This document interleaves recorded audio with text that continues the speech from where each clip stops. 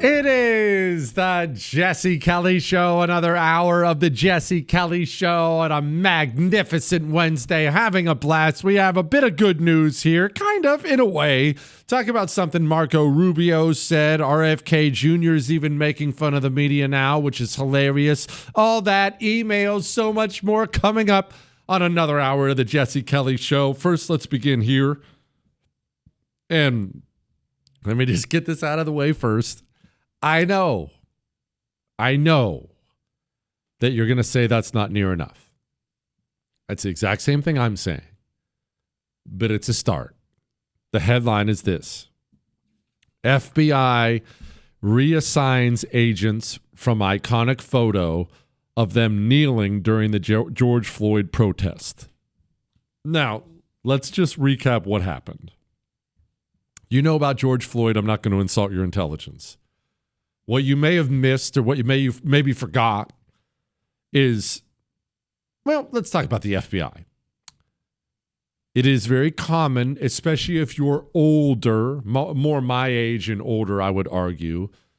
If someone was to do a word association thing, one of those weird psychiatrist things, FBI agent, what is the first image that pops into your head? I will tell you, the first image that pops into my head, even with my complete and utter disdain of the Cheka, remember, I'm the one who wants to eliminate the organization entirely. You say FBI agent, I picture a fit dude in sunglasses wearing one of those blue FBI jackets with the yellow FBI letters in the back.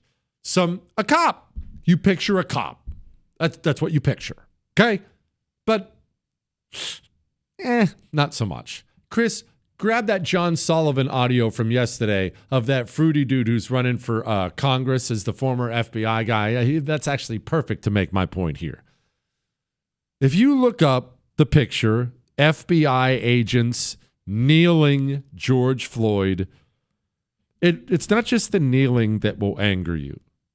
You look at this picture, and it's a bunch of cat ladies. Some fat, some not, but it's a bunch of communist hags.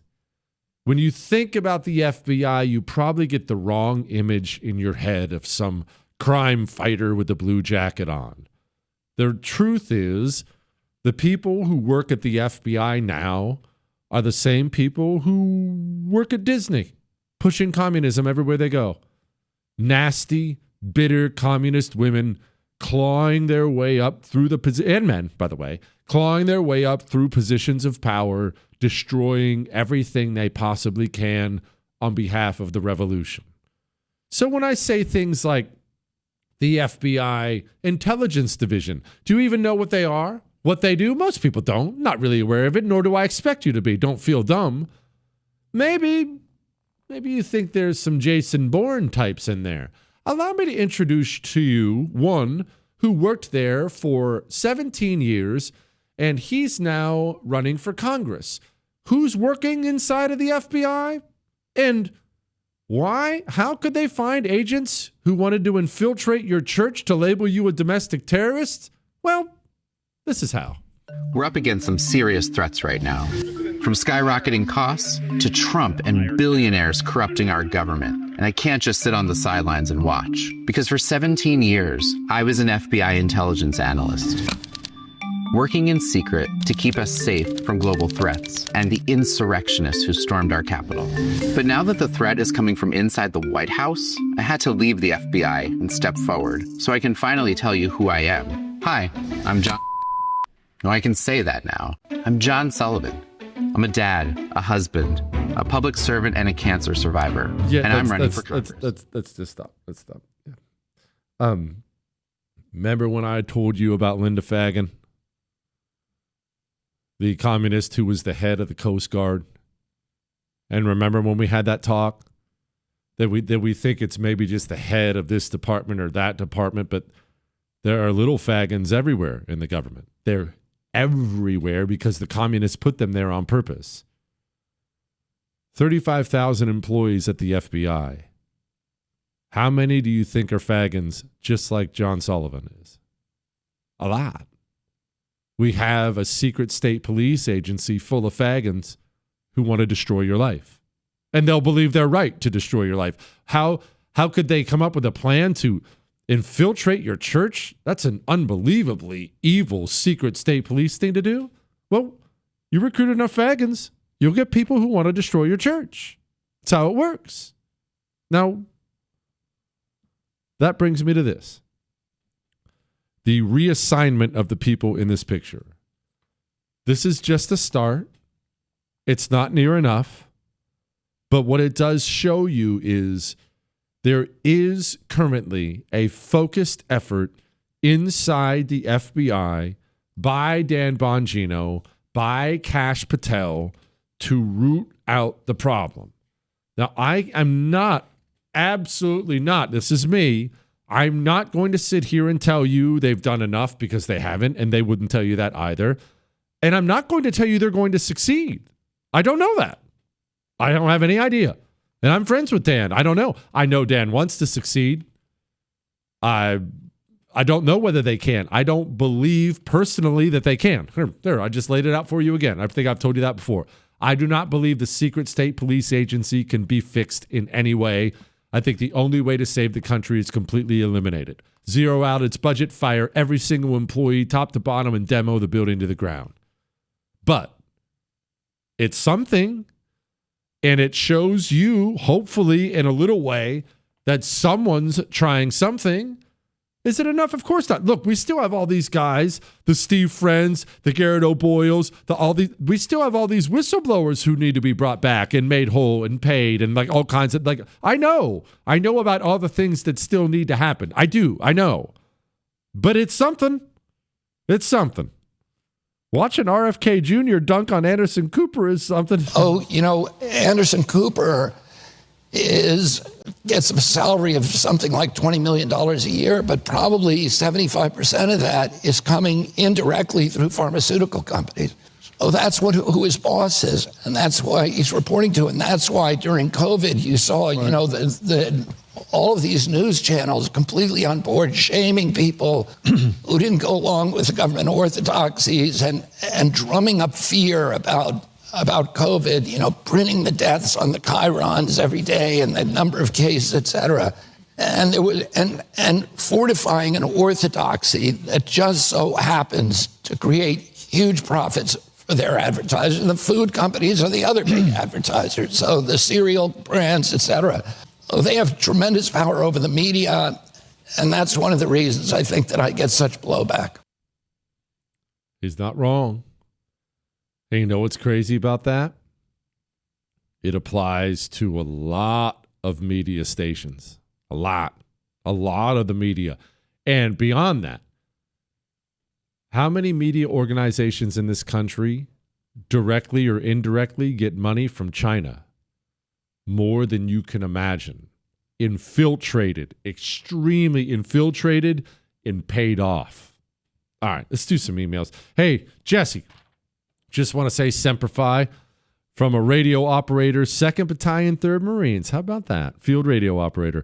Heard your comments about HR department. Oh, by the way, quick pause on that. These radio guys, that thing is freaking heavy. I'll tell you that much. It's heavy. So when you see somebody who carried a radio around the Marine Corps, give him your respect. That thing is heavy. Anyway, I heard your comments about HR departments, and that is 100% the truth. I reached out to our department for opportunities for growth within my company, and all I got sent is a page full of DEI lessons. It's a giant company worldwide. I don't want to say the name.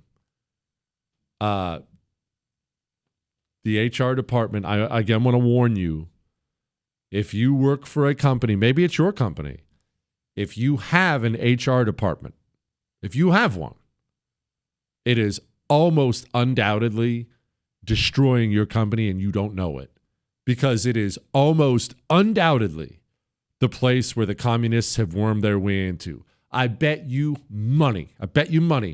You have a bunch of communist single women who work in your HR department. They seek it out like moths to a flame, because that's where they can go and seize a chokehold of power and proceed to use that chokehold to disseminate communism throughout your company. Oh, I'd love to give you that 10% promotion. Sorry, but I see you didn't finish your Why White People Are Evil seminar that I sent out last week.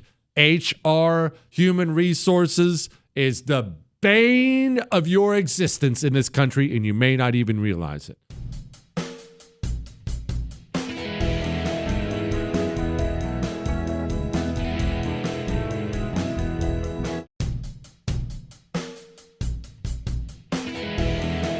It is the Jesse Kelly Show on a fantastic Wednesday. Remember, you can email us, jesse@jessekellyshow.com. You can download the podcast, iHeart, Spotify, iTunes.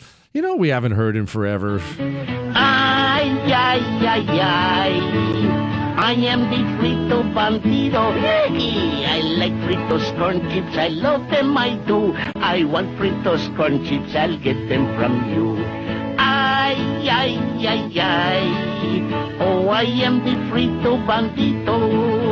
Give me fritos corn chips and I'll be your friend. The frito bandido, you must not offend. Munch, munch, munch a bunch of fritos. From a better time in America. Hey, Jesse, I lost my dad in November. I found myself in need of a laugh. In February, I was listening to your show while drinking water. You were talking about that eunuch Lindsey Graham and then transitioned into an ad for Rough Greens. While I was drinking, you said, I bet Lindsey Graham's dog doesn't get nutrition except maybe from peanut butter. I forgot I said that. As I started to laugh, half the water went into my airway and the other half I spewed into my lap. As I sat there laughing, coughing, and sputtering, and with tears streaming down my face, I couldn't help but wonder if this is what it was like to be waterboarded. Anyway, thanks for the laugh. I needed it. We all need it from time to time, man, and I am sorry about your dad. I still think about mine every day. Dear Professor, I'm sure Dan Bongino was hard at work fixing the Cheka, but I figured we would have seen an interview or two. So being such good friends, what's up? Can you give us an update? Okay, so I've had a couple of these emails before because people know Dan and I are friends. And they want an update. And I've had a bunch of people say, well, why don't you have Dan on so you can interview him and he can talk to us? Okay, so I trust you. And I hope at this point in time you trust me, even if sometimes you don't like me or disagree with me. I hope you know that I'm giving it to you straight. You get it. I sit in the car with you. I cook with you. You know who I am. So this is me giving it to you straight, and I'm just going to lay this out for you, okay? Dan Bongino is the deputy director of the FBI. Dan Bongino is very, very aware of all the problems. He hasn't forgotten. He spoke about those problems on the radio, his podcast 1,000,000 times. Even if you don't know Dan or don't like him, he did. He talked about all the problems.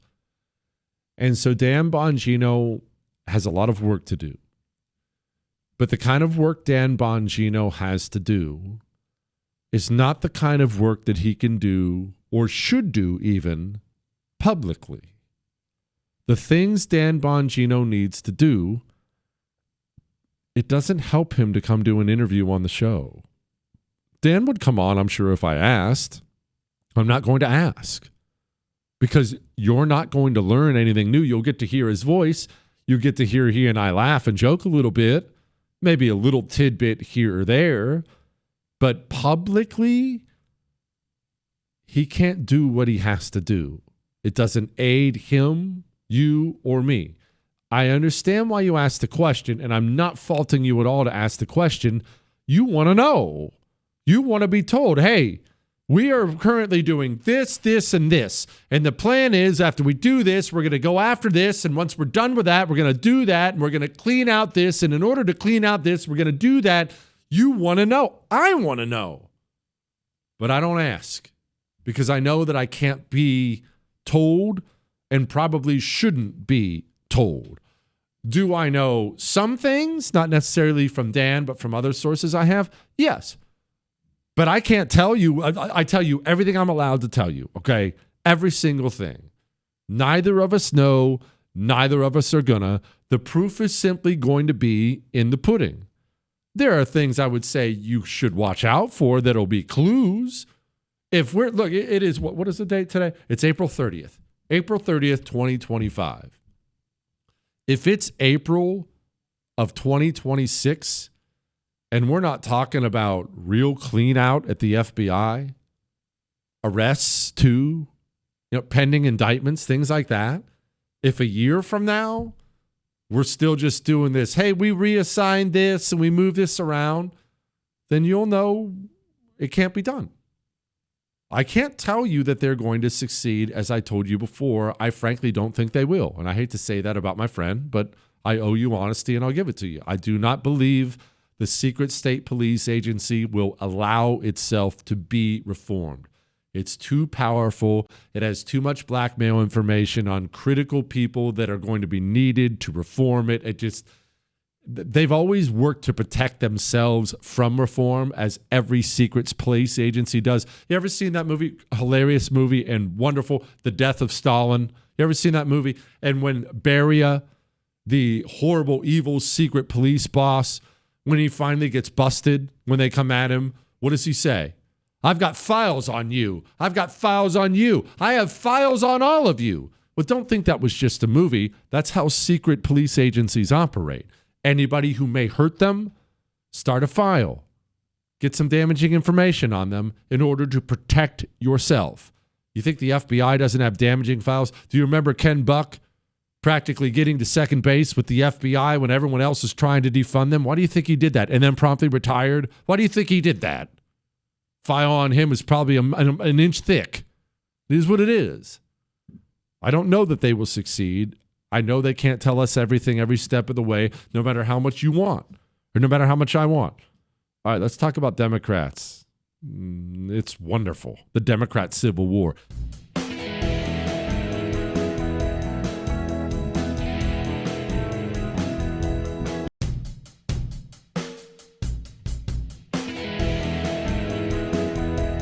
It is the Jesse Kelly Show, on my way to... I'm actually not on my way to anything right now, but I'm just kind of sitting here. But I thought it would be cool if I used the music to... Anyway, let's discuss something, shall we? Let's discuss the internal civil war inside the Democrat Party.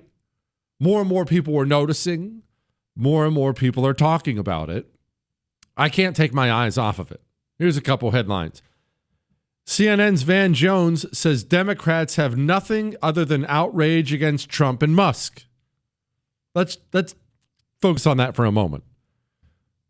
Remember that conversation we had, it wasn't long ago, earlier in this show, about how bitterness, destruction, it can be all you see, to where you don't follow anything to its logical conclusion. You just destroy. So I get home and I'm angry and I yell at the dog and I go to the kitchen and I start grabbing the plates and I start throwing the plates on the ground and shattering all the plates in the kitchen. I'm so angry. I'm so bitter. I'm so consumed by whatever has angered me, probably Chris, that I go to the kitchen and I shatter all the plates. In that moment, am I thinking, well, what am I going to eat off of when Ob gets finished with dinner? No. Because I have gotten myself mentally in a place where I want to break some plates. And it's a heavy place to be. It is as heavy as 10 boxes that you might be moving. Democrats in this country, as we discussed earlier, communists are herd animals who are programmable. Programmable. They will love what they are told to love. They will hate what they are told to hate. It's not just that they haven't thought through these things or followed them to their logical conclusion. They don't want to. They don't want to have to bother with that. Just tell me who the enemy is. Tell me who I'm supposed to hate. Tell me who I'm supposed to love. Tell me what I'm supposed to destroy. Okay, so I'm supposed to worship George Floyd, and I definitely have to buy an electric car because all the other cars are destroying the earth. All right, I bought an electric car. Oh, crap. 5 minutes later, I found out it's a Tesla. I guess I better key my own car because now I'm told to hate that car. You can't follow it logically because you think logically and they don't. When it comes to Donald Trump. Now, think about this for a moment. George Floyd, you remember that? It's a great example how much the left got whipped into a frenzy over George Floyd this, George Floyd that, George Floyd statues, George Floyd memorials, George Floyd. Now that was over somebody they had been introduced to overnight Overnight, they were introduced to it. They saw the video. And then, boom, the system through programming, turned that guy into a saint. And your liberal Aunt Peggy talked about how much she loved him. Now, think about that and how quickly that happened for her. Think about how much hate they have poured on Donald Trump since 2015. 2015, Donald Trump declares he's going to run for president. And Chris, dig this up if you don't mind. He gives that first speech. I still remember it. Now, this is 10 years ago now, a decade of it. He gives a speech saying that Mexico isn't sending their best. They're sending drugs and they're sending crime. I'm paraphrasing, but that's what he said. Mexico isn't sending their best. They're sending drugs. They're sending crime. Now, that wasn't groundbreaking even back then for normal people. That's how you talk with your friends. People know that drugs and crime and bad things are coming across the border. Everybody knows that. That's the basic. But what he did was he violated an unspoken rule in politics. In Democrat politics, you have to speak about illegals in only the most loving terms at all times. But almost the same thing on the Republican side. I mean, you can be against illegal immigration, but at the same time, you have to finish that sentence with, but we are a nation of immigrants, and you have to do the same thing. Politicians never came out and said, well, they're sending rapists and drugs and murderers across the border. That wasn't something that was said. Trump says it. Immediately, the system, as we've talked about, their commitment to mass importation of foreigners, immediately the system freaked out. Oh, here he was. Yeah, go ahead and play it, Chris. When Mexico sends its people, they're not sending their best. They're not sending you. They're not sending you. They're sending people that have lots of problems, and they're bringing those problems with us. They're bringing drugs. They're bringing crime, they're rapists, and some, I assume, are good people. That's not a crazy way to talk, but it was for a politician. And what happened is not only he said it, but immediately, overnight, he was popular for saying it. Overnight. People forget now because we're 10 years removed from it. Or maybe you're even too young to remember. Overnight, Trump went from somebody who was known, everyone knew who Donald Trump was, TV show and billionaire guy, everyone knew that. He went from that to being the most popular Republican by a mile on that Republican ticket. Remember, it was this huge field, Rick Santorum, all these people. Overnight, he said those words, and the people loved it.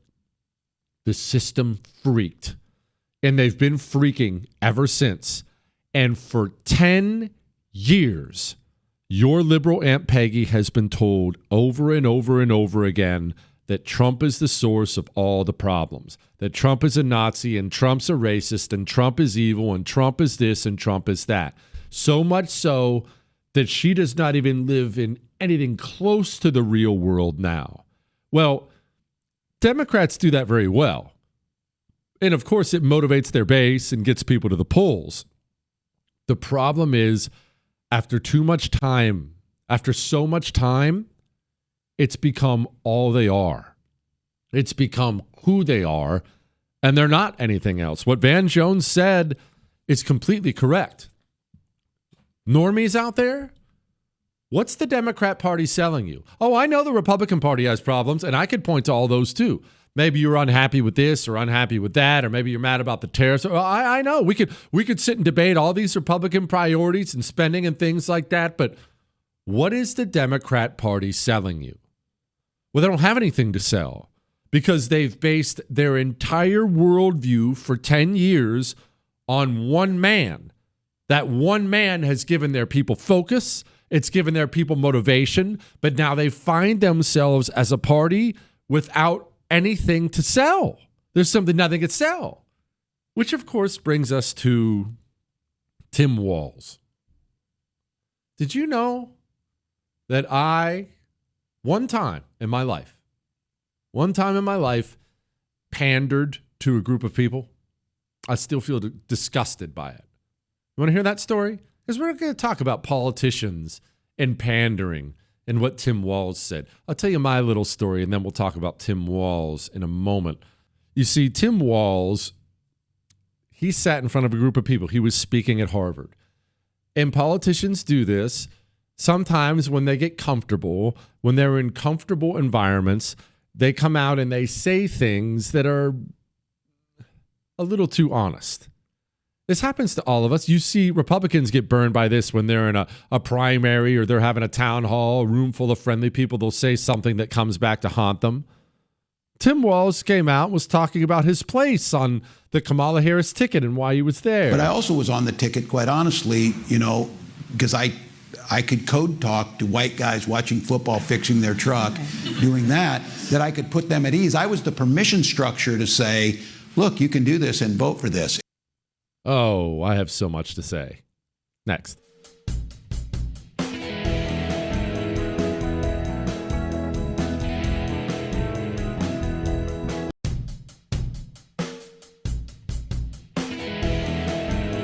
It is the Jesse Kelly Show on a wonderful, wonderful Wednesday. You can send us an email, jesse@jessekellyshow.com. So before we get back to Tim Walz and why his pandering is so bad and why it doesn't land well, let me tell you a little story about my one-off on political pandering. All right? Now, I understand that pandering is part of politics. Republicans do it. Democrats do it. I get that. Politicians going someplace they wouldn't normally go and pretending they want to be there. Wearing something they wouldn't normally wear and pretending like it's their normal thing because there's no ability like relatability. People pander because it works. Now, I will tell you this. I ran for Congress twice. I had this thing. And my thing when I was running for Congress was because I was so young, I was in my 20s, I wanted to look older and more mature. And I believe that you should dress for the job you want. And so I always wore either a suit or some pared down version of a suit. You can go look at old pictures of me running for Congress. I am either in a suit and tie, or I have lost the tie. Or maybe if it's really hot because it was Tucson, maybe I lost the jacket too, but I rolled up my sleeves. But I'm at some stage of wearing a full suit in every picture you will ever see of me running for Congress because I believed in it all the way.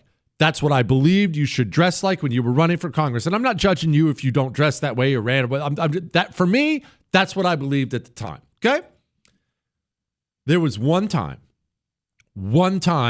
that I changed because my team knew I don't change. This is what I wear. This is why I wear it. Don't ask me to change. There was a bunch of ranchers, cattle ranchers, and they would do a livestock auction. That's part of ranching. That's part of ranch life. I know you're probably not familiar with it, but that's part of ranch life. You're always buying, selling, things like that. And they had this amazing, it's probably gone now, this amazing little breakfast place called the Cattleman's Cafe. All these ranchers would go in there and we'd eat poor gravy all over everything and we'd eat everything and we'd go, Anyway, I got an opportunity to go to this when I was running for Congress to speak. And one of my guys said, hey, Jesse, what if you lose the dress shoes, wear cowboy boots this time? Now, I own cowboy boots, and I owned them back then. I wear cowboy boots, mainly because I don't know fashion. And yes, I do. I could ride a horse and do things like that, but that's not why I wear them. It's more of a fashion thing. One time, I agreed. I said, okay, going to the Cattleman's Cafe, I'll wear cowboy boots. Now, that's all it was. I just wore cowboy boots. I didn't show up and pretend like I was a cattle rancher or something like that. When we left, I felt so dirty and dishonest. I told my whole team I will never do that ever again. Don't ever ask me again. That's how much I despise pandering. It feels dishonest. It feels not genuine, and I despise that. And I'm a terrible person, and I despise that. Okay? But no one called me out on it there. And nobody ever would. Why? Well, one, because I like the people who were there, who I was talking to. Ranchers are my kind of people. Two, My boots have scuffs on them. The soles are worn down. It was obvious that they're my boots, right? I didn't run down to the store and pick up a pair of boots and throw them on and go there. They're my boots. It's something I wore. So it wasn't completely dishonest. That's the only reason I wasn't called on it. That's the only reason no one ever really knew about it. Tim Walz says something here, and I don't think he gets it. I don't think the Democrat Party gets it at all. I'm going to play what he said again at Harvard about why he was picked for the Kamala Harris ticket. And to be fair, he's honest about why he was picked. You and I discussed this at the time. Hey, why would you pick Tim Walz? But I also was on the ticket, quite honestly, because I could code talk to white guys watching football, fixing their truck, doing that I could put them at ease. I was the permission structure to say, look, you can do this and vote for this. But it didn't work. And why doesn't it work? Well, there's a limit to how much you can pander, you see. I can throw on a pair of cowboy boots and go down to the Cattleman Cafe because I own a pair of cowboy boots and I eat at places like the Cattleman Cafe. The reason Democrats were not successful pandering to dudes by rolling out Tim Walz, calling him a football coach, and having him do TV commercials, working on his pickup truck, the reason that doesn't work for today's Democrat Party is not actually the fault of Tim Walz. It's because every dude with two brain cells to rub together understands they are completely despised by the Democrat Party. The Democrat Party despises men of every single color. Men are the most likely to stand against them, to vote against them, to be against them. If you want to be accepted in Democrat circles at all, you have to prostrate yourself and essentially declare that women are almighty and over you and you're worthless and stupid. That's why Joe Biden constantly did that. I'm just so dumb. Hey, Jill, I can't wipe my pooper. Come help me out. That's why he loved to do that routine, because that's the only way to be accepted in Democrat circles. And dudes, real men, find that disgusting. You heard me rant about it a million times. I hated it. I realized it was supposed to be some sell to make him look really relatable. I'm too dumb to find the stage. Without my wife, Jill, I thought it made me want to freaking vomit. And dudes, all men, even the normies, it's not just you, all men know that the modern day Democrat Party hates them, has nothing but complete disdain for who they are, what they want, what they believe, and especially white dudes. If you're a white dude and you are voting Democrat today, you're a sucker, a complete sucker. They'll openly declare their hatred for you.